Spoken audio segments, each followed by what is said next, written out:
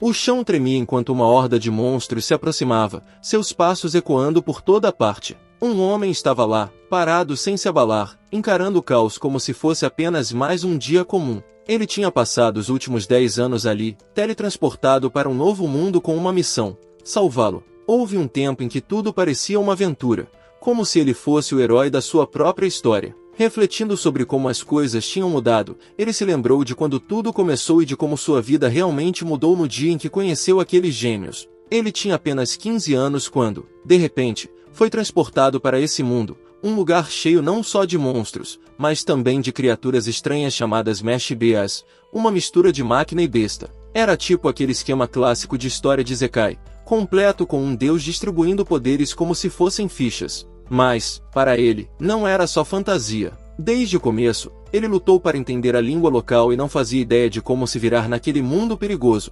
Naquela época, seu foco era simples: encontrar um jeito de voltar para casa, pro lugar de onde veio. Ele contava tudo isso para o barman de um bar enquanto tomava mais uma. Pensou em como se adaptou, aprendendo a língua e a lutar. Viajou de cidade em cidade, sempre procurando uma pista que o levasse de volta para casa. Seu papel se tornou o de um andarilho e, agora, depois de longos 10 anos, ele não tinha encontrado nada. Toru, anteriormente chamado de S, suspirou enquanto o barman só ouvia, sem se impressionar. Bêbado e desanimado, Toru declarou que estava desistindo de voltar. Foram 9 anos cheios de altos e baixos, mas ele estava forte o suficiente para sobreviver naquele mundo. De agora em diante, usaria as habilidades que ganhou para curtir essa vida. Ele riu, mas a verdade é que se perguntava por que tinha demorado tanto para desistir da ideia de voltar para casa. O barman ofereceu sua simpatia, mas lembrou como ele estava se virando bem. Mencionou que a cidade estava passando por dificuldades recentemente,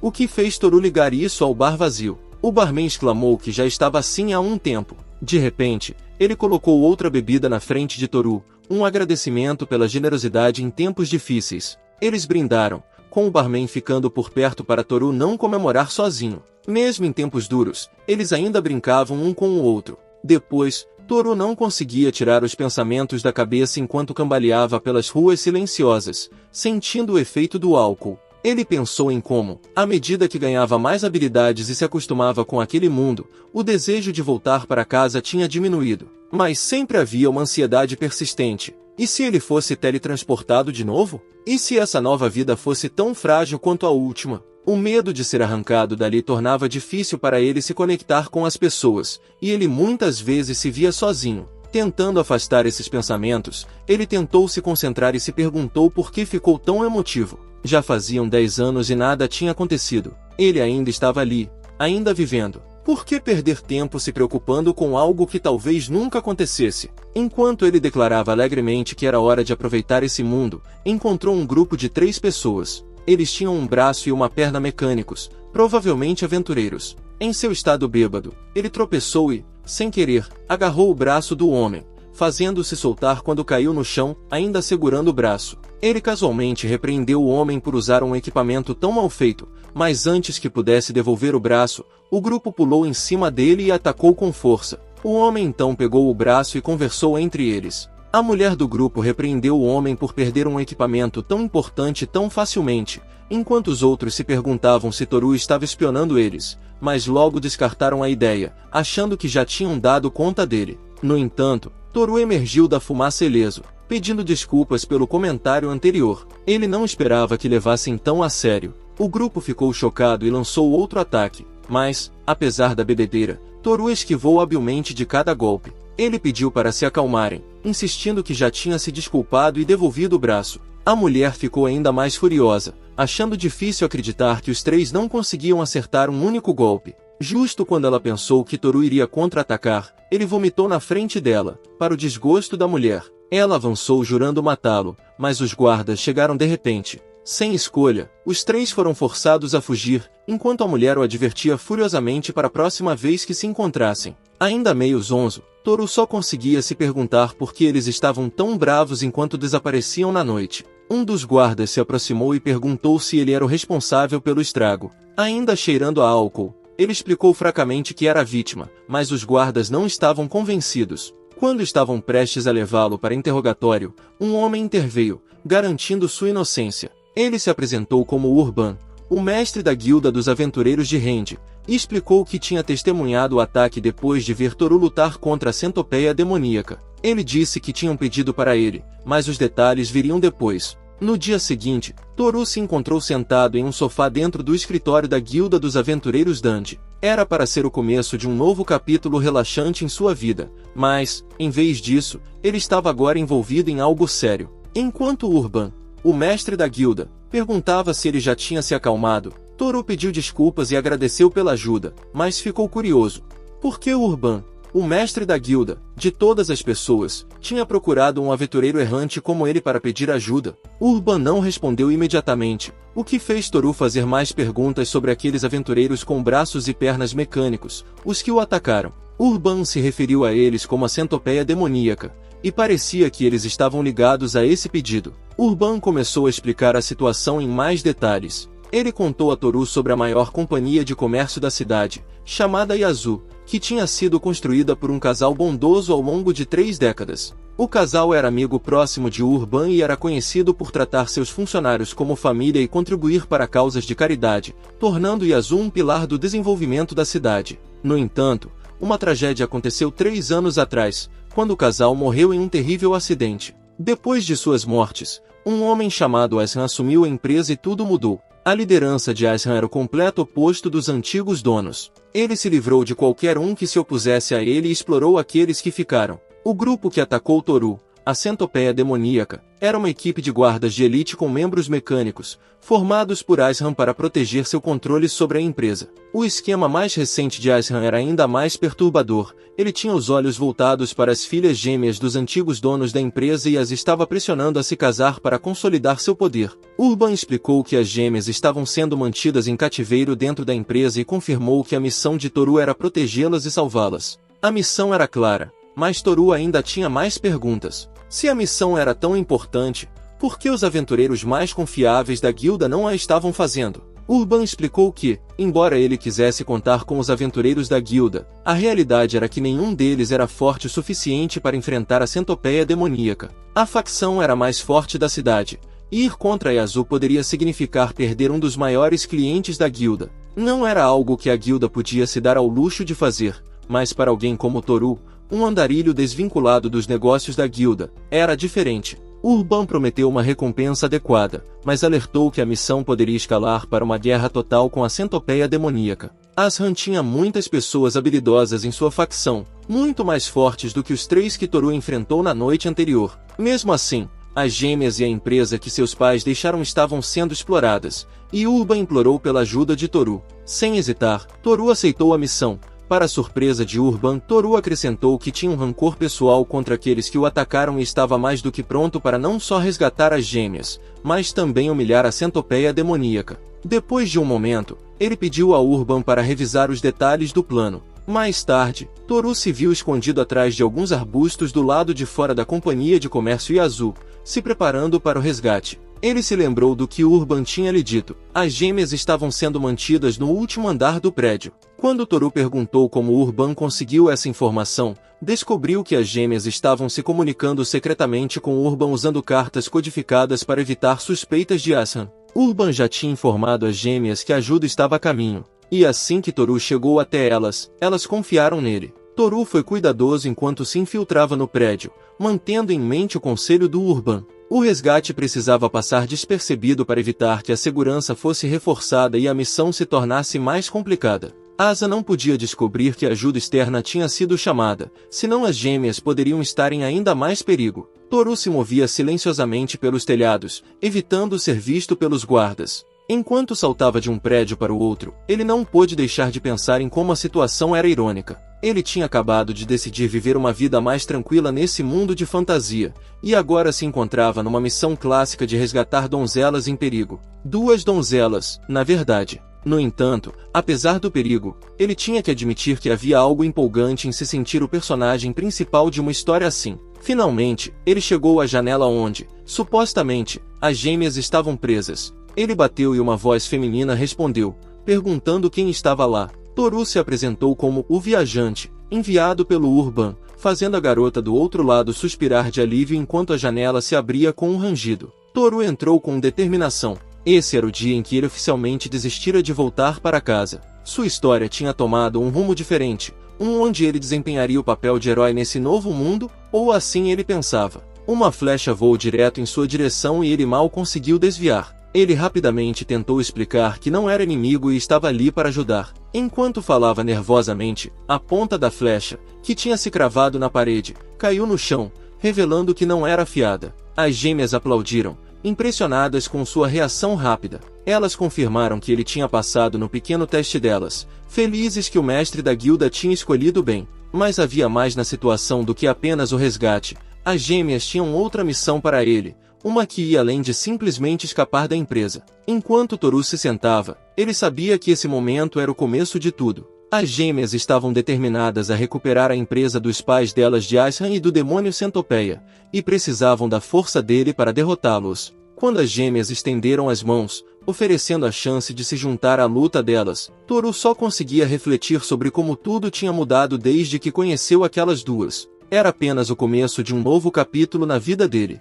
As ruas da cidade estavam fervendo com fofocas. As pessoas falavam sobre a recente falta de moedas de ouro e os boatos sobre um possível contrabando. A economia estava sofrendo, negócios estavam falindo e a frustração aumentava. Todo mundo só queria que alguém pegasse o culpado. Urban caminhava pelas ruas, ouvindo as conversas ao seu redor, suspirando. A questão do contrabando de ouro estava se tornando uma dor de cabeça enorme, e ele não podia deixar de se preocupar com as gêmeas. Enquanto isso, dentro do quarto das irmãs gêmeas, Toru tentava entender o que elas tinham acabado de lhe contar. Ele tinha vindo para resgatá-las a pedido de Urban, e não para lidar com operações de contrabando. No entanto, as gêmeas explicaram que essa era uma oportunidade. Como o mestre da guilda era super protetor, ele não mandaria aventureiros para investigar algo como contrabando de ouro ilegal, mas ao serem mantidas cativas por Aishan, elas encontraram uma desculpa conveniente para contratar ajuda. Toru ficou surpreso com a naturalidade com que as gêmeas usaram a situação delas, aproveitando tanto o confinamento quanto a boa vontade do mestre da guilda em benefício próprio.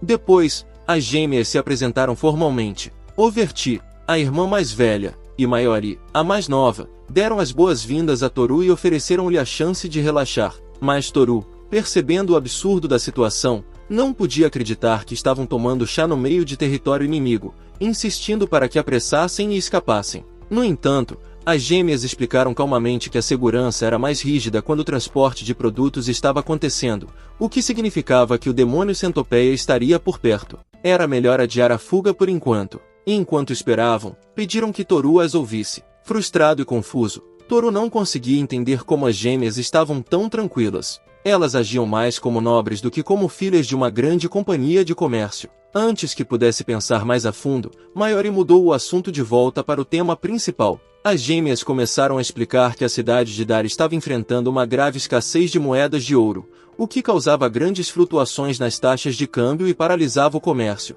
O resultado era uma recessão que ameaçava fechar mais e mais lojas, empurrando a cidade para um colapso econômico. As gêmeas acreditavam que a causa da escassez não estava ligada às economias de ninguém, mas sim a operações de contrabando que miravam o ouro nas moedas em si. Elas suspeitavam que a empresa comercial Yasa, a mais rica da cidade, estava por trás disso. Antes de serem confinadas, as gêmeas encontraram evidências de fundos ocultos nos registros da empresa, embora estivessem certas de que esses registros já não existiam mais. No entanto, Toru estava cético. Parecia suspeito, mas a teoria das gêmeas era apenas especulação. Ele explicou que o contrabando em tal escala certamente seria pego nos postos de controle. Quando ele entrou na cidade ontem, a segurança estava extremamente rígida. Ele não conseguia acreditar que alguém conseguiria passar por ela. Para sua surpresa, as gêmeas confirmaram entusiasmadamente. Elas explicaram que, apesar dos postos de controle rigorosos, o contrabando ainda estava acontecendo e o método era altamente sofisticado, muito além do que qualquer um conseguirá descobrir.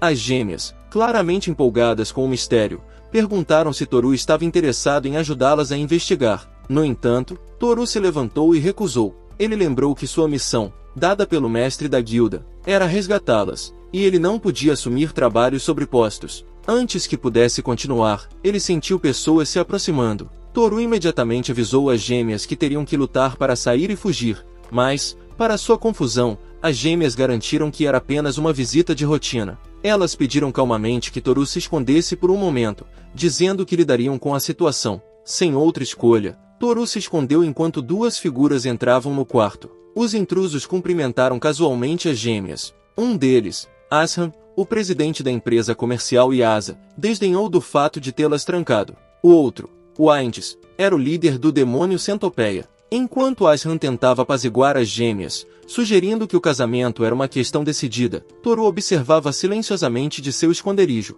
Agora estava claro para ele que as informações que ouvira eram corretas. Ashram era mesmo um mala, como diziam os boatos. E Winds, o líder do demônio Centopeia, não devia ser subestimado. Ele se lembrou da conversa anterior com o Urban, que o alertou sobre a força de Winds. Apenas os guerreiros mais poderosos, como o Relâmpago Vermelho ou o Olho de Águia, teriam chance contra ele. Observando Winds matar casualmente uma abelha com um único golpe de espada, Toru entendeu a gravidade do aviso de Urban. As gêmeas não ficaram impressionadas com a demonstração de habilidades de Winds, enquanto Ashram comentava sobre a atitude habitual delas. Ele então questionou as gêmeas se eram elas que estavam por trás da investigação da empresa comercial, antes de perceber que já havia sido descoberto. No entanto, ele deixou claro que, se elas revelassem seus segredos, a empresa entraria em colapso junto com tudo que os pais delas construíram. Toru assistia nervosamente, percebendo a gravidade da situação, enquanto Ashram continuava a pressionar as gêmeas, usando maldosamente a empresa comercial da família, a casa delas e suas memórias como alavancas. Isso fez Toru pensar sobre sua própria situação. Abrir mão de um lugar para onde voltar não era fácil, especialmente depois de não ter nada. Ashram continuou a insistir que o casamento era a melhor opção para todos. Ele prometeu às gêmeas liberdade e a chance de estabelecer o departamento de desenvolvimento de produtos que sempre sonharam. Mas as gêmeas, embora silenciosas a princípio, eventualmente responderam. Elas não estavam dispostas a ceder. Elas lembraram Ashram dos princípios que seus pais deixaram para Yasa e que todas as ações dele eram o oposto completo. Demitindo funcionários à vontade, ele trouxe a economia da cidade para um estado deplorável e explorou a empresa dos pais delas. Pela honra, as gêmeas corajosamente exclamaram que não iam desistir do que os pais deixaram para trás, mesmo que isso significasse perder o lugar que chamavam de lar. Declararam que a justiça seria feita quando expusessem os crimes de Ashram. Todos ficaram surpresos por um momento e, enquanto Ashram e Winds deixavam o quarto, Toru suspirou de alívio e saiu de trás do sofá. Ele disse que ia ficar com eles pelo dia, como tinham pedido mais cedo, mas se eles não conseguissem expor os métodos de contrabando até o final do dia, ele teria que evacuar eles à força. Os gêmeos ficaram super empolgados com a decisão dele, fazendo Toru refletir sobre seu próprio passado e admirar a determinação deles. Depois de 10 anos nesse mundo, talvez sua jornada finalmente começasse a ficar emocionante. Sem perder tempo, os gêmeos começaram a planejar a investigação. Eles deram uma missão pro Toru. Ele tinha que coletar informações sobre onde 20 membros da Centopeia demoníaca estavam hospedados. Os gêmeos suspeitavam que o grupo estava por trás do contrabando de ouro e acharam que investigá-lo seria o caminho mais rápido para expor os métodos deles. Toru se perguntou como ele ia conseguir que a galera desse informações tão sensíveis, mas os gêmeos tinham um plano próprio e deram a entender que a chave poderia estar em algo tão simples quanto as sobras das refeições, deixando Toru confuso. Mais tarde, naquela noite, Toru voltou da tarefa que os gêmeos tinham dado para ele. Ele não parecia animado, especialmente depois de perceber que suas fontes eram pessoas sem teto coletando comida sobrando. Não era exatamente o método refinado que ele esperava de duas damas nobres. De qualquer forma, ele entregou as anotações que coletou, pensando que tinha sido uma perda de tempo, mas a Mary viu algo valioso nas informações. Os gêmeos notaram um detalhe curioso que Toru havia coletado. Nos dias em que a centopeia demoníaca saía, a quantidade de lenha usada no final aumentava dramaticamente. Toru ficou cético. Achou que o aumento na lenha poderia ser só para aquecer água para banhos, especialmente se a centopeia demoníaca estivesse de guarda por dias sem chance de se limpar. No entanto, os gêmeos notaram que não havia menção correspondente da água necessária para tanta lenha, e isso fez eles pensarem que havia mais nisso. A conversa tomou um rumo curioso. Yu e Meori estavam claramente empolgados para descobrir, mas Toru não estava tão convencido. A investigação toda não parecia estar levando a lugar nenhum significativo ainda. Enquanto pensava no que poderia acontecer se eles errassem, ele notou duas figuras do lado de fora com braços mecânicos. Pensando nisso, ele perguntou aos gêmeos se eles já tinham investigado as lentes mecânicas da centopeia demoníaca, se os componentes poderiam estar escondendo algo. Os gêmeos lembraram que já houve inspeções surpresa no passado onde as peças mecânicas foram desmontadas, mas nada foi encontrado. Seria simples demais esconder algo entre as peças, e embutir algo nelas deixaria marcas visíveis.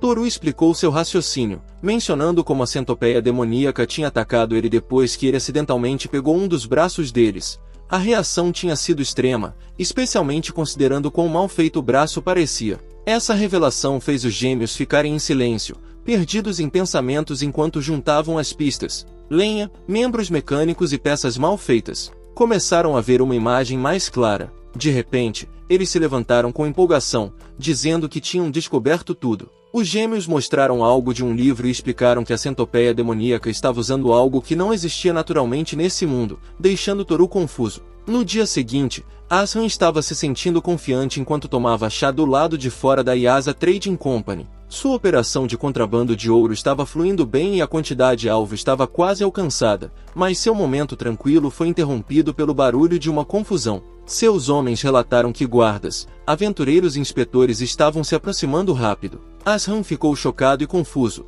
mas quando viu quem estava liderando a investida, percebeu que era Yu e Meori em frente à empresa. Yu e Meori acusaram formalmente Ashram e Yuins de contrabando de ouro. Urban, ainda surpreso com a rapidez com que o plano tinha se concretizado, admitiu que quando Toru descobriu a operação de contrabando, ele ficou pego de surpresa. Os gêmeos insistiram em uma operação conjunta envolvendo os guardas e inspetores, o que levou a esse plano de prisão em massa. No entanto, Ashram não estava pronto para recuar. Ele questionou o direito deles de estarem nos terrenos da empresa e exigiu provas das acusações. Os gêmeos responderam com confiança, pegando um braço mecânico de um dos homens de Ashram e exclamando que eles estavam contrabandeando moedas de ouro usando o equipamento mecânico. Ashram então deu uma risada enquanto segurava seu chá, lembrando os gêmeos que as partes mecânicas já tinham sido inspecionadas várias vezes e nada havia sido encontrado. Mas os gêmeos tinham um truque esperto nas mangas. Eles pegaram a xícara de chá de Ashram e despejaram o líquido quente no braço mecânico. Assim que o chá atingiu o metal, a liga derreteu, revelando as moedas de ouro escondidas dentro. Os gêmeos triunfantemente revelaram que Ashram estava usando metal de madeira, uma substância de outro mundo para contrabandear o ouro. Ashram tremia, percebendo que seu esquema tinha sido totalmente exposto. Por outro lado, Toru também não conseguia acreditar como os gêmeos descobriram um plano tão elaborado usando um objeto perdido, um ser ou objeto originário de outro mundo como ele. Eles eram incrivelmente raros e valiosos, então não era surpresa que uma grande empresa comercial como a Yasos tivesse. O que era ainda mais incomum era o conhecimento impressionante dos gêmeos sobre eles. Ele percebeu que muitos dos itens no quarto deles provavelmente eram da Terra também, tornando eles tão conhecedores sobre a Terra e os terráqueos. Quanto mais pensava sobre isso, mais percebia que Yu e Meori eram fãs hardcore de objetos perdidos. Enquanto os gêmeos continuavam a expor os crimes de Ashram na frente de todos, explicaram que o aumento do uso da lenha era para aquecer o metal de madeira, e que os membros mecânicos mal mantidos eram uma fachada para a operação de contrabando. Com todas as evidências apresentadas, Ashram não teve como responder e ficou sem palavras. Urban confirmou que haviam encontrado as mesmas evidências em um ponto de checagem mais cedo, o que explicava por que eles podiam seguir em frente com as prisões em massa. Agora, tudo o que restava era que Ashram e WS se rendessem. No entanto, WS não ia desistir sem lutar. Puxando sua espada, ele rapidamente cortou várias pessoas e Ashram se gabou de ter o membro mais forte da centopeia demoníaca ao seu lado. Mesmo que eles estivessem claramente em vantagem numérica, Urban hesitou, sentindo a intensa pressão da intenção de matar Jiwind, sabendo que ele não era alguém a ser subestimado. Mas antes que as coisas pudessem piorar, Toru deu um passo à frente. WS perguntou quem ele era, ao que Toru respondeu que era apenas um aventureiro solo de nível B, contratado por Urban. Ao ouvir isso, WS exclamou que um mero aventureiro de nível B poderia fazer contra a poderosa centopeia demoníaca. Quando os três membros atacaram Toru por trás, ele mandou todos eles voando sobre a cabeça de Wind com um choque, deixando-o em choque. Toru declarou calmamente que, apesar de ser um aventureiro solo por 9 anos, ele nunca ficou para trás contra ninguém que achasse que poderia vencer apenas com números. Vendo o relâmpago vermelho emanando de Toru, Wind percebeu com quem estava lidando, um solitário vagante de nível B, o lutador solo mais forte, Red Thunder, com um ranking 17. Enquanto Toru se preparava para a luta, ele avisou o Indy para não subestimar alguém que sobreviveu sozinho por tanto tempo. A avaliação da aventura é classificada por esses dois sistemas, ordem e nível. Enquanto a Guilda dos Aventureiros usava o sistema de nível para alocar missões com base em conquistas e requisitos, o sistema de ordem classificava os aventureiros com base em suas habilidades brutas. Essa lista dos 50 melhores muitas vezes destacava talentos que eram ignorados pelo sistema de nível. No entanto, entre esses indivíduos, alguns não formaram grupos,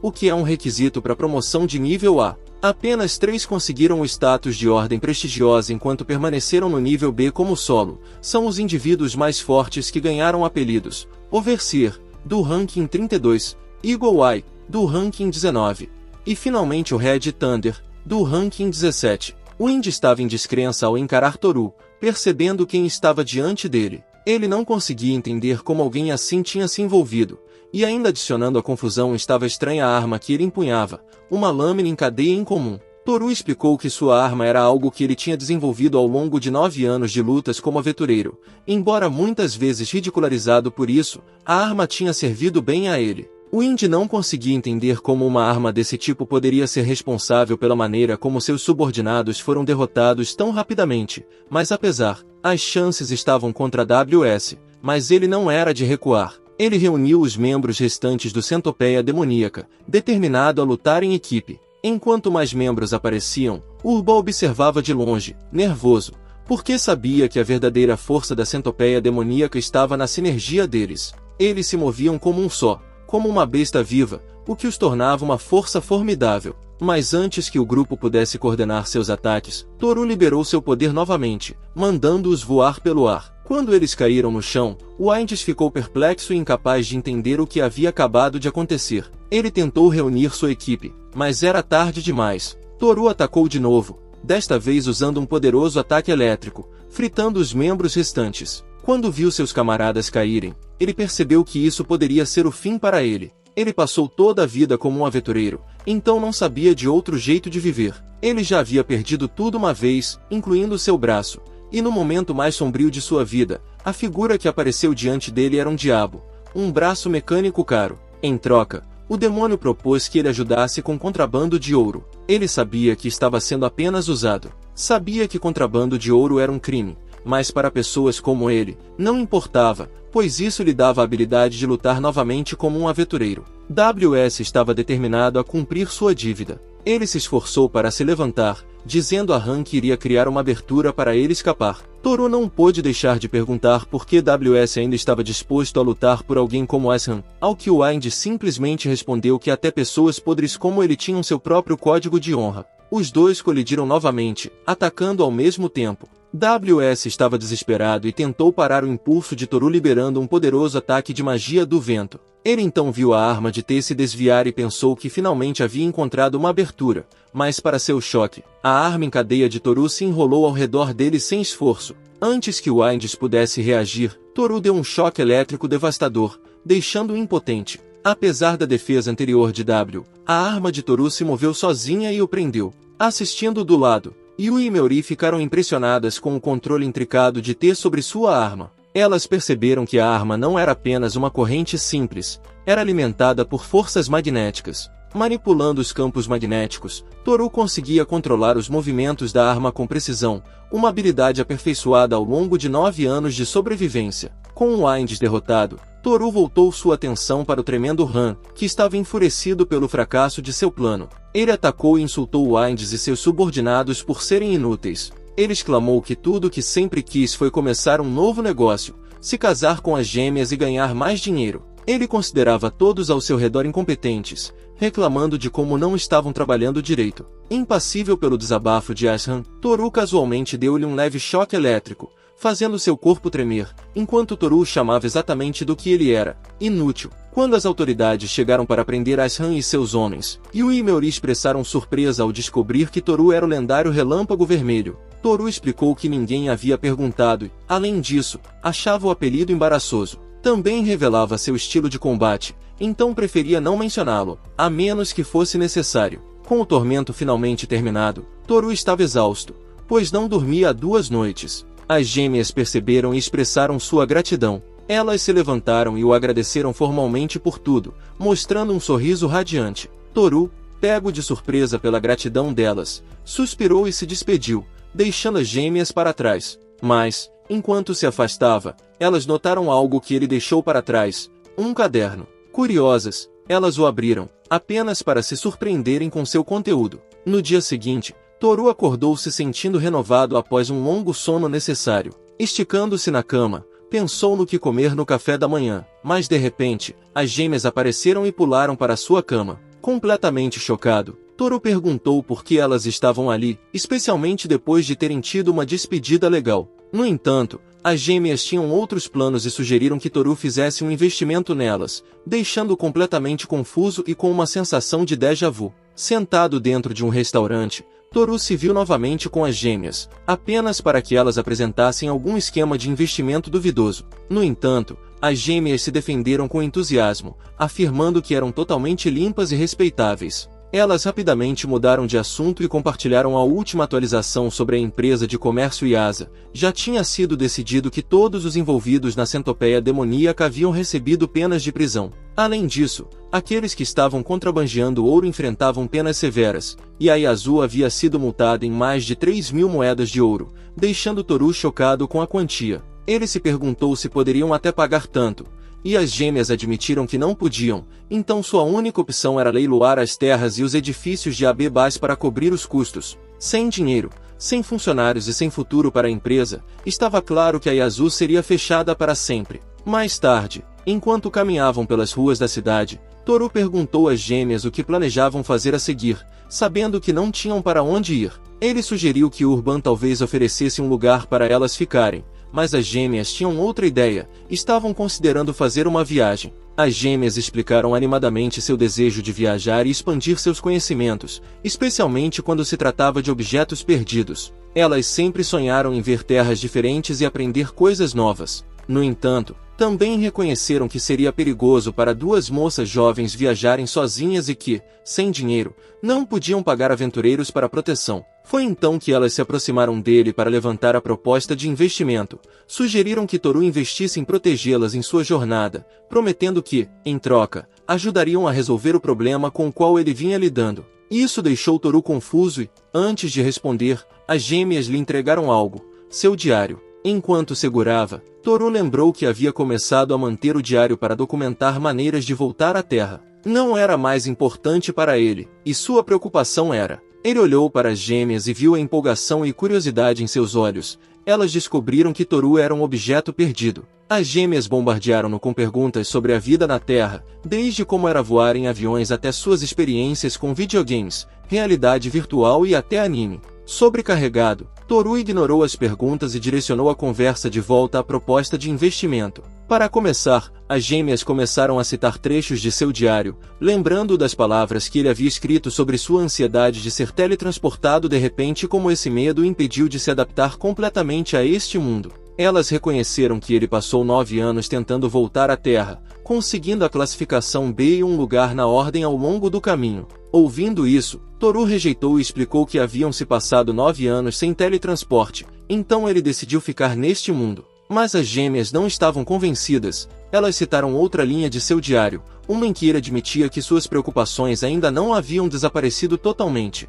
A conversa caiu em silêncio enquanto Toru processava as palavras delas. As gêmeas finalmente quebraram a tensão apresentando sua proposta de investimento em sua totalidade. Sugeriram que, se Toru investisse em protegê-las, elas, em troca, seriam sua força. Elas o ajudariam a enfrentar os medos e ansiedades que o atormentaram por tanto tempo. Durante a jornada, elas encontrariam um lugar onde Toru pudesse se sentir em paz, onde pudesse esquecer suas preocupações. E se não conseguissem encontrar tal lugar, elas o criariam juntas, um lugar onde ele realmente pertencesse. Elas declararam que essa jornada levaria embora todas as suas preocupações, tornando seu 10º ano o mais emocionante até agora. Enquanto o sol nascia atrás das gêmeas, Toru não pôde deixar de ficar impressionado com os sorrisos brilhantes e as promessas ousadas delas. Então ele riu alto, surpreendendo as gêmeas. A ideia de enfrentar 9 anos de ansiedade em uma jornada parecia ridícula, mas algo sobre a determinação delas fez parecer possível. As gêmeas fizeram bico por causa da reação dele e insistiram que estavam sérias. Ao ver as expressões delas, Toru sentiu uma faísca de crença. Talvez, só talvez, com essas duas ao seu lado, ele pudesse enfrentar as lutas que carregou por tanto tempo. Ele passou 9 anos vagando sozinho, mas agora era diferente. Desta vez, ele não estava sozinho. Os três embarcariam juntos nesta nova jornada. Mais tarde, ele retornou ao seu bar habitual, agora lotado de clientes. O bartender comentou feliz sobre como os negócios estavam bombando de novo, creditando isso aos gêmeos e ao aventureiro conhecido como Trovão Vermelho por resolver a recente crise. Toru tossiu de forma estranha, tentando manter a calma. De repente, os gêmeos entraram no bar, para a surpresa e desconfiança do bartender. Os gêmeos informaram Toru que toda a papelada referente a Yasu estava pronta e que eles estavam prontos para partir. Toru agradeceu ao bartender pela bebida e se preparou para seguir em frente com os gêmeos em sua nova aventura. Enquanto saíam da cidade, Urban estava uma bagunça de emoções, chorando e se preocupando com os gêmeos. Ele se certificou de que eles tinham tudo o que precisavam e avisou Toru para mantê-los seguros, até ameaçando de brincadeira caso eles se machucassem. Toru o tranquilizou e o grupo finalmente partiu. O primeiro destino era Flerateria, a cidade dos calabouços. Enquanto caminhavam, Toru teve uma sensação estranha sobre o caminho à frente. Nem ele nem os gêmeos poderiam prever o que os aguardava, eventos mais valiosos que ouro e uma queda que seria causada por sua própria presença. Koro havia começado sua jornada com Yui Mayori. Apesar de suas hesitações iniciais, ele esperava que essa nova aventura ajudasse a apagar a ansiedade que o atormentava há tanto tempo, seu medo de ser teleportado de repente novamente. A primeira parada foi a cidade dos calabouços, Floreria, onde planejavam ganhar um pouco de grana. Os gêmeos observariam enquanto Toru trabalhava no calabouço, e assim começava sua aventura compartilhada, ou pelo menos era o que ele pensava. Os gêmeos relaxaram na banheira pública, aproveitando um tempinho depois da viagem. Do outro lado, Toru estava exasperado, pensando sobre suas supostas aventuras. Alguns dias antes, enquanto estavam na estrada, os gêmeos começaram a ter dificuldades. Eles estavam exaustos de acampar e desejavam desesperadamente os confortos da civilização. Reclamações sobre querer um banho, comida de verdade e uma cama macia não paravam. Ao ver isso, Toru se compadeceu e concordou em fazer uma pausa para o almoço. Ao se prepararem para a pausa, os gêmeos trabalharam em perfeita sincronia, como sempre. A sinergia deles nunca deixava de impressionar Toru, embora a maioria achasse isso totalmente normal. De repente, Yui notou algo no mapa, fazendo com que Mayori apontasse que havia uma cidade termal não muito longe de onde estavam e que poderiam chegar lá até a noite, se apressassem. Ao ouvir isso, Toru refletiu sobre os gêmeos e sua habilidade única de conexão mental. Eles compartilhavam pensamentos completamente desde o nascimento, permitindo que se comunicassem sem precisar falar em voz alta. Era uma habilidade impressionante e a constante sincronia deles era a prova de quão profundamente estavam conectados.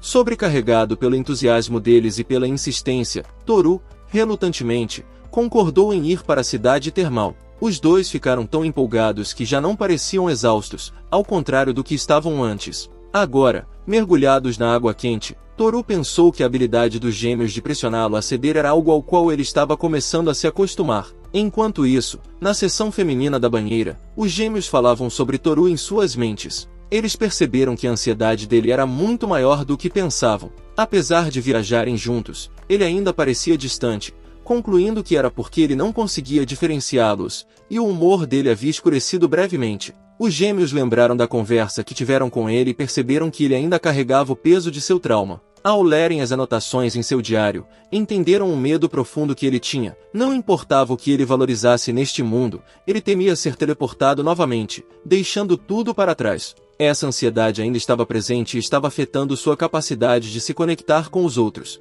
incluindo eles. Determinado a ajudá-lo, os gêmeos decidiram que precisavam parar de depender totalmente dele. Uma das razões para sua ansiedade era o medo de abandonar os outros, e eles queriam mostrar a ele que podiam se virar sozinhos, mesmo que ele desaparecesse. O objetivo deles era se colocar como iguais ao lado dele, provando que poderiam enfrentar os medos dele juntos. Mais tarde, depois de terminarem o banho, eles se juntaram a Toru, que estava bebendo algo chamado pó espumante, conhecido por seu efeito de recuperação mais rápido em comparação com o normal. À medida que os gêmeos aprendiam mais sobre essas coisas desconhecidas para eles, começaram a ficar silenciosos, levando Toru a lembrar da habilidade única dos gêmeos. O verdadeiro poder do compartilhamento mental era liberar uma tempestade de criatividade, dobrando a absorção de informações, habilidades práticas e capacidade de memória. Eles estavam tão completamente fundidos que não se podia nem dizer de quem eram as experiências. Cada detalhe era trocado com uma precisão notável.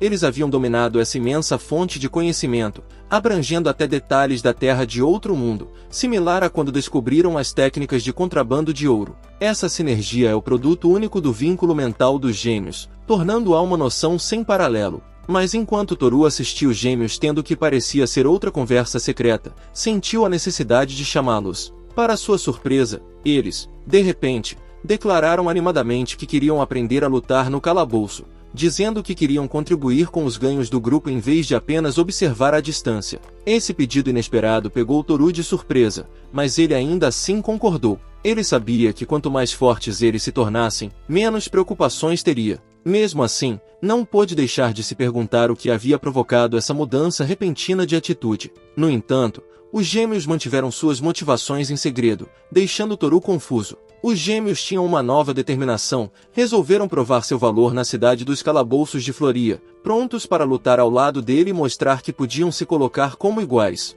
Enquanto a carruagem roncava ao longo do caminho esburacado, uma garrafa de pó espumante quebrou, para a decepção dos gêmeos. Toru os lembrou que transportar poções carbonatadas delicadas em estradas irregulares estava fadado ao fracasso. Ele explicou que o estilo de vida de aventureiro não era compatível com coisas tão frágeis. Os gêmeos ficaram em silêncio, mas logo sua atenção foi atraída por algo muito mais emocionante. A cidade dos calabouços de Flari estava à frente. Ao olharem pela janela, ficaram maravilhados com a vista magnífica. Flerateria era única. Sua economia era construída inteiramente sobre os calabouços, protegida por uma barreira mágica. A cidade prosperava ao aproveitar os materiais e recursos que vinham dos monstros dentro dos calabouços. Em apenas 30 anos, a cidade havia crescido de uma pequena vila para um centro vibrante. Mas, apesar do crescimento da cidade, sua economia ainda estava em um estado precário. Os calabouços, embora uma fonte de riqueza, eram incrivelmente perigosos e acreditava-se que haviam causado a queda do velho mundo. Toru explicou como selar calabouços era uma das principais tarefas de um aventureiro, mas ao mesmo tempo, aqueles calabouços eram a força vital da economia da cidade. Mesmo agora, surtos de monstros poderiam causar grandes danos, apesar das medidas de proteção em vigor. Depois de completarem a papelada necessária, eles se encontraram na entrada do calabouço, prontos para sua primeira exploração. Os gêmeos estavam animados e ansiosos para começar, embora Toru os lembrasse de que essa primeira viagem era principalmente para lições de autodefesa e que não iriam se aventurar muito longe. Justo quando estavam prestes a entrar, um aventureiro passou por eles, irradiando uma presença poderosa. Yui e Mayori ficaram impressionados com a aura dele, e Toru explicou que Flerateria era o lar de veteranos experientes e aventureiros novatos. Os calabouços atraíam aventureiros de todos os níveis de habilidade, cada um procurando desafios adequados à sua experiência. Ao descerem para o calabouço, o tamanho e a beleza do ambiente ao redor deixaram os gêmeos maravilhados. Toru explicou como o ambiente mudava a cada nível e como, quanto mais fundo iam, mais fortes os monstros se tornavam. Os primeiros andares eram adequados para iniciantes, enquanto apenas os aventureiros mais avançados ousavam encarar os andares mais profundos. Mas não havia tempo para admirar a paisagem por muito tempo. De repente, um monstro parecido com uma abelha se aproximou deles, fazendo com que Toru se adiantasse, assumindo que os gêmeos não conseguiriam lidar com isso. No entanto, os gêmeos se prepararam e se posicionaram para lutar com suas lanças. O monstro avançou, mas os gêmeos desviaram com habilidade. Mayori rapidamente chutou terra no rosto da criatura, distraindo-a, enquanto Yui aproveitou a oportunidade. Com a perfeita sincronia deles, os gêmeos pegaram o monstro de surpresa e conseguiram derrubá-lo. Toru suspirou aliviado enquanto os gêmeos brilhavam de orgulho, mostrando as habilidades básicas de combate que aprenderam com Urban. Thor estava um pouco irritado, mas não podia negar a impressionante colaboração deles. A habilidade de pensar e agir em conjunto permitiu que eles manobrassem o monstro. No entanto, a falta de força bruta e resistência seria um problema em batalhas mais difíceis. Refletindo sobre o trabalho em equipe, Toru entendeu por que precisavam da ajuda dele durante o trabalho de contrabando de ouro. A estratégia deles dependia muito de trabalharem juntos, mas se alguma vez fossem separados, estariam em sérios apuros. Reconhecendo o potencial deles, Thor decidiu ensiná-los algumas técnicas de defesa cruciais que os melhores aventureiros usavam e começou a ativar suas técnicas mágicas avançadas. Após um longo dia no calabouço, Toru e os gêmeos voltaram para a cidade. A fadiga era evidente nos gêmeos, que mal conseguiam responder quando Toru perguntou se ainda estavam respirando. Apesar do cansaço, Yui mencionou que pelo menos haviam ganhado um dinheirinho e sugeriu que comprassem suprimentos. No entanto, os dois estavam prestes a desabar, então Toru rapidamente os segurou, lembrando que haviam usado não só sua resistência, mas também seu mana. Ele sugeriu que o mais inteligente seria voltar para a pousada e descansar. Foi então que um homem de terno se aproximou e ofereceu ajuda. Toru perguntou se ele conhecia algum lugar nas redondezas onde pudessem sentar, e o homem gentilmente os guiou até um banco onde os gêmeos puderam descansar. Agradecendo pela assistência, Toru agradeceu ao homem, que se apresentou como um comerciante, explicando que estava de bom humor após finalizar um negócio de sucesso.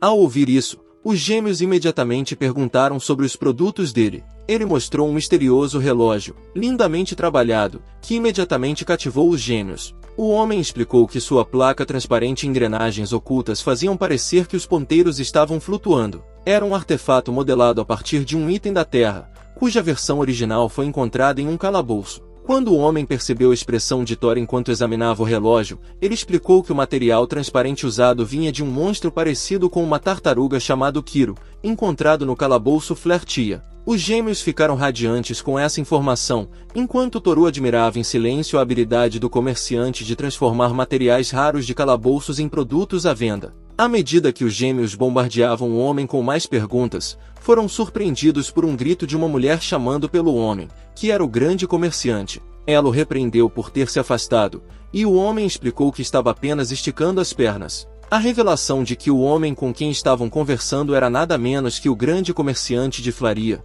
chefe da guilda dos comerciantes e membro do conselho da cidade, deixou o grupo estupefato. O homem pediu desculpas por não ter revelado sua identidade mais cedo e, ao se levantar, apresentou-se como Matius, encorajando-os a procurá-lo caso tivessem interesse em empreendimentos comerciais. Toru percebeu por que o homem tinha um olhar tão afiado para os negócios, e antes que pudesse sugerir voltar para a pousada, os gêmeos, de repente cheios de energia, já estavam correndo à frente, animados pelo espírito empresarial do grande comerciante. Eles declararam que iriam fazer compras, deixando Toru perplexo com a rápida recuperação deles. Enquanto isso, Matius olhou para trás e os observou de forma ameaçadora. Naquela noite, de volta à pousada, Toru analisou a estranha coleção de itens que os gêmeos haviam comprado. Eles adquiriram pó branco de uma vidraria, pó vermelho rosado de uma vinícola e poções de um ateliê. Toru não conseguia entender e perguntou o que estavam planejando, mas os gêmeos apenas sorriram e disseram para esperar e ver. Alguns dias depois,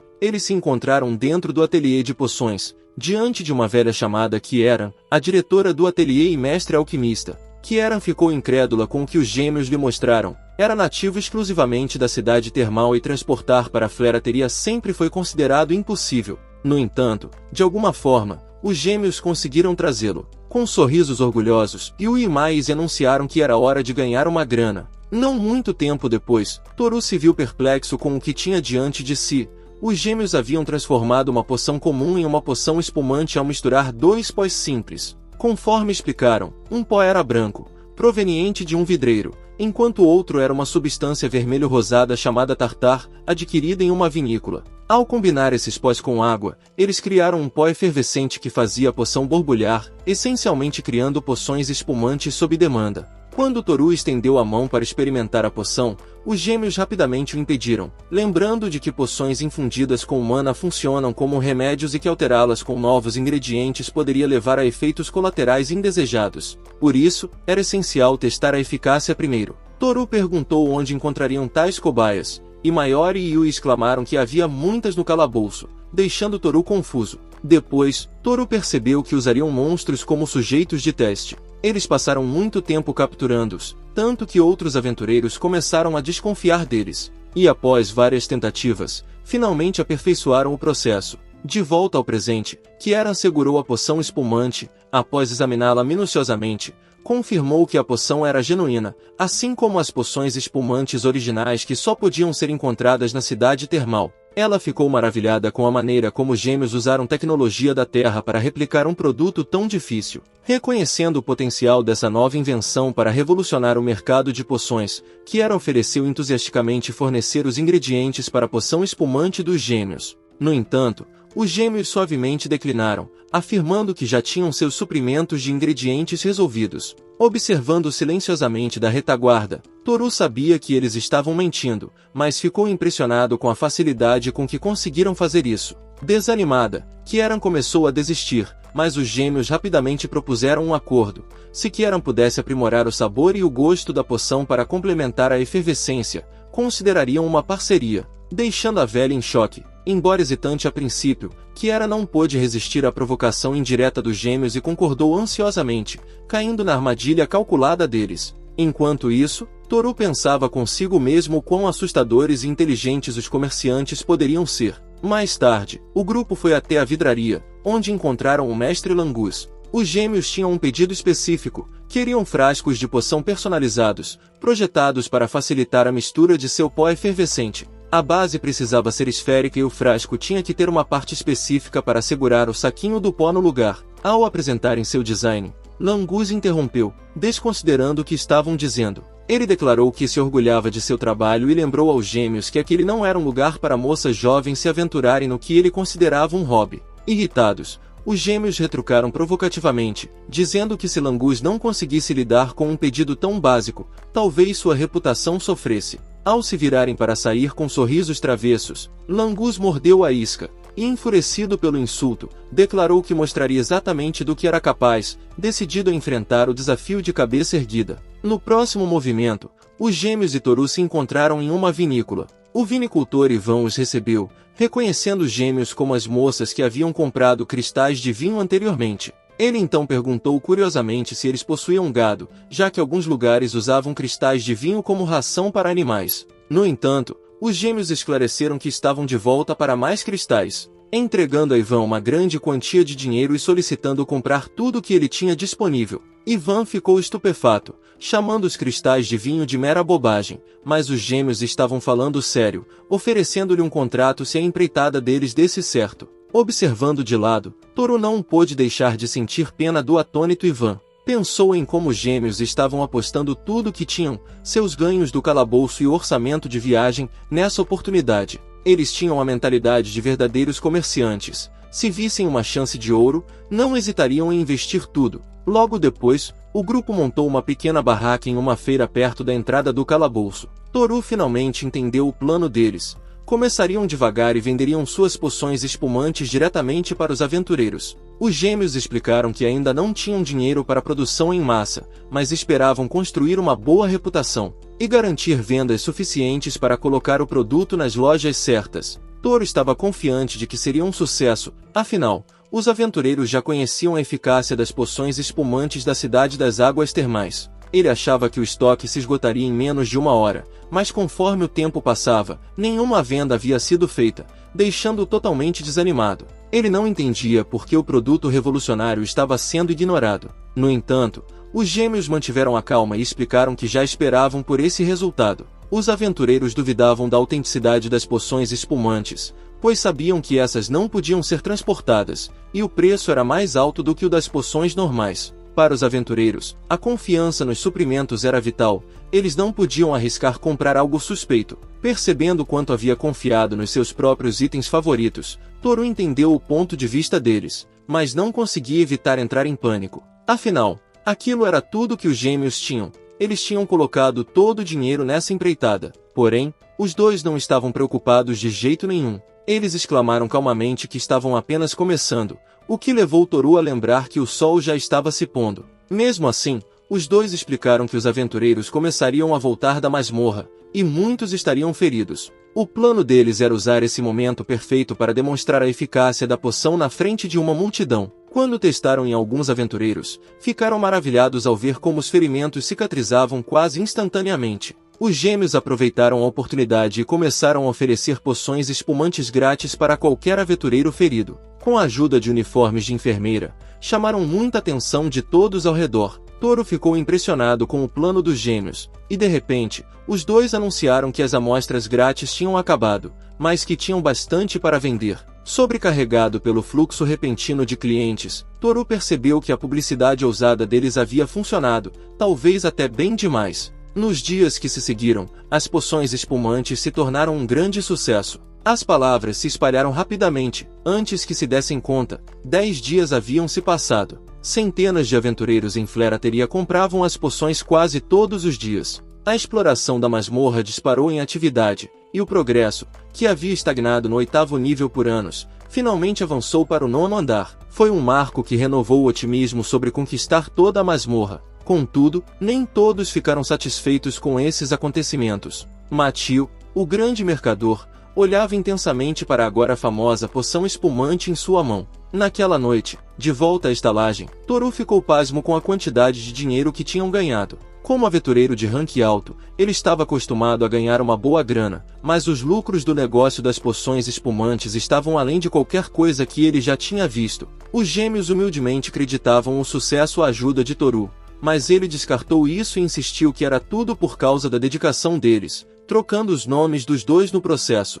Enquanto Toru se perguntava por que os dois estavam tão animados ultimamente, Yui e Mayori sugeriram celebrar com uma bebida. Toru ficou hesitante, mas os gêmeos fizeram beicinho e lembraram que, nesse mundo, a maioridade começava aos 15 anos, então beber era perfeitamente normal para eles. Explicaram que muitas pessoas nesse mundo não tinham experimentado bebidas gaseificadas fortes e tinham uma ideia de introduzi-las ao público. Toru não pôde deixar de concordar, mas ainda estava confuso sobre como o beber estava relacionado a isso. Os gêmeos, então, derramaram vinho em taças, apresentando o primeiro vinho espumante do mundo. Se conseguissem colocar esse vinho nas tavernas, ajudaria as pessoas a se acostumarem com a carbonatação e também promoveria suas poções espumantes. Enquanto brindavam ao sucesso dos negócios, todos tomaram um gole e imediatamente fizeram careta. O vinho era amargo, e as cinzas de algas que usaram no processo de carbonatação estavam muito perceptíveis. Os gêmeos concordaram que o sabor não era ideal e mencionaram tentar um gasogênio, um vidro da era vitoriana da Terra que servia para fazer bebidas gaseificadas sem o gosto desagradável. Sobrecarregado pelo entusiasmo repentino dos gêmeos, Toru os impediu antes que corressem para fazer um pedido na oficina de vidro. Finalmente questionou a motivação deles, apontando que, quando a jornada deles começou, parecia que só iam se divertir, mas agora estavam enfrentando monstros da masmorra, buscando lições de combate e se jogando de cabeça no negócio de bebidas espumantes. Os gêmeos ficaram em silêncio por um momento antes de responderem honestamente. Admitiram que queriam que Toru os visse como independentes. O objetivo deles era provar que conseguiam se virar sozinhos, mesmo se Toru desaparecesse de repente. Eles buscaram o investimento de Toru com a promessa de encontrar um lugar onde ele pudesse se sentir à vontade, mas sentiam que não tinham cumprido essa promessa. Explicaram que Toru tinha o hábito de erguer barreiras entre ele e os outros, um mecanismo de defesa impulsionado pela ansiedade de ser teletransportado novamente. Ele se distanciava das pessoas, preocupado com o destino daqueles que ele poderia deixar para trás. Como prova, apontaram que ele ainda não conseguia distinguir os dois e nem parecia estar tentando. Toru tentou desviar das preocupações deles, mas os gêmeos insistiram e decidiram aprimorar suas habilidades de combate e aumentar seus fundos para mostrar a ele que podiam se sustentar. Eles queriam ser memoráveis o suficiente para que Toru parasse de confundir os nomes. Com sorrisos radiantes, declararam que queriam ajudar Toru com seus desafios, para estar ao seu lado como iguais. Toru ficou sem palavras, e então houve uma batida na porta. Os gêmeos já tinham pedido petiscos para acompanhar a bebida noturna. Enquanto Yui pegava comida, Mayori explicou a Toru que haviam planejado essa pequena celebração com antecedência. Observando os gêmeos aproveitando o momento, Toru não pôde deixar de sorrir. Ele tomou outro gole do vinho espumante, sentindo um calor que ia além da bebida em si. No dia seguinte, as coisas estavam melhorando. Toru e os gêmeos conseguiram o gasogênio para o vinho espumante e foram ansiosamente pelas tavernas, deixando as pessoas provarem sua nova criação. A resposta foi extremamente positiva, e eles conseguiram formar algumas parcerias de negócios. Depois disso, com o vinho espumante fazendo sucesso, os gêmeos comentaram como as palavras sobre as poções espumantes também estavam se espalhando. Estavam otimistas sobre o potencial de expansão nacional. No entanto, o esforço deles era evidente, pois os gêmeos mal conseguiam andar, com as pernas tremendo de cansaço após mais um treino na masmorra. Toru não pôde deixar de admirar a dedicação deles, mesmo estando tão desgastados. Mas as coisas mudaram de repente quando chegaram à estalagem. Lá estavam Kieran Langus e Ivan, seus principais parceiros de negócios. Os gêmeos os cumprimentaram, confusos com a reunião inesperada. Essa confusão logo se transformou em choque quando os três parceiros de negócios deram a notícia devastadora. Os acordos estavam cancelados. Os gêmeos ficaram incrédulos e perguntaram por que isso aconteceu. Os três explicaram que, embora trabalhar com eles tenha sido uma experiência positiva, a Guilda dos Mercadores havia emitido uma ordem cortando todos os laços com qualquer um envolvido na produção e venda de poções espumantes. Eles foram forçados a escolher entre a guilda e as poções, então não tiveram escolha a não ser encerrar a parceria. Toru ficou revoltado com as táticas quase chantagistas, mas os três explicaram calmamente que, embora fosse antiético, a guilda ainda podia legalmente fazer isso. Kiera revelou o grande motivo da guilda. Eles viam um rápido progresso na masmorra, impulsionado pela eficácia das poções espumantes, como uma ameaça aos negócios. Selar a masmorra prejudicaria a economia da cidade, que dependia do comércio de bens da masmorra. A guilda não podia permitir que isso acontecesse, e havia rumores de que Matio, o grande mercador, estava por trás dessas manobras. Ao ouvir isso, Toru e os gêmeos ficaram atordoados. Lembraram dele como um homem aparentemente gentil. Toru não conseguia acreditar que, apesar dos perigos que as masmorras representavam, a guilda estava disposta a arriscar a vida dos aventureiros só para manter os lucros. Isso mostrava o quanto eles se sentiam ameaçados. Depois que os três foram embora, o clima ficou pesado. Toru se perguntou se poderiam encontrar outros parceiros de negócios ou até mesmo mudar para outra cidade, mas os gêmeos explicaram que, onde quer que fossem, enfrentariam os mesmos problemas. A Guilda dos Mercadores tinha muita influência, e encontrar uma cidade com as mesmas condições favoráveis seria quase impossível. Enquanto Toru pensava na situação, refletiu sobre seu próprio passado. No início de sua jornada, ele tinha medo de perder o apoio daqueles que o ajudavam. Uma vez que ficou mais forte, esse medo se transformou. Ele passou a ter pavor de decepcionar os outros, e evitou depender de alguém, o que o levou a se tornar um aventureiro solitário. Mas os gêmeos eram diferentes. Eles não estavam tentando depender dos outros ou deixar que os outros dependessem deles. Eles queriam estar lado a lado como iguais, dando tudo de si para conseguir isso. E, ainda assim, alguém acabou quebrando todo esse plano. Furioso com o trabalho duro dos gêmeos sendo destruído tão cruelmente, Toru fez uma declaração. Não havia como ele perdoar isso. Ao ouvi-lo gritar, os gêmeos ficaram surpresos, com lágrimas nos olhos. Toru revelou que tinha um plano. Ele não ia deixar a Guilda dos Mercadores escapar impune por fechar suas parcerias. Havia uma maneira de levar suas poções brilhantes para um palco nacional, e isso envolvia um movimento ousado. Toru apontou para a masmorra, sorrindo ao revelar sua ideia. Armados com suas poções brilhantes, eles iriam limpar a masmorra. A Flera teria de uma vez por todas, deixando os gêmeos atordoados. Toru exclamou que isso não só desafiaria a Guilda dos Mercadores, mas também provaria a todos o quão poderosas eram suas poções. Juntos, eles mostrariam à Guilda dos Mercadores com quem estavam lidando.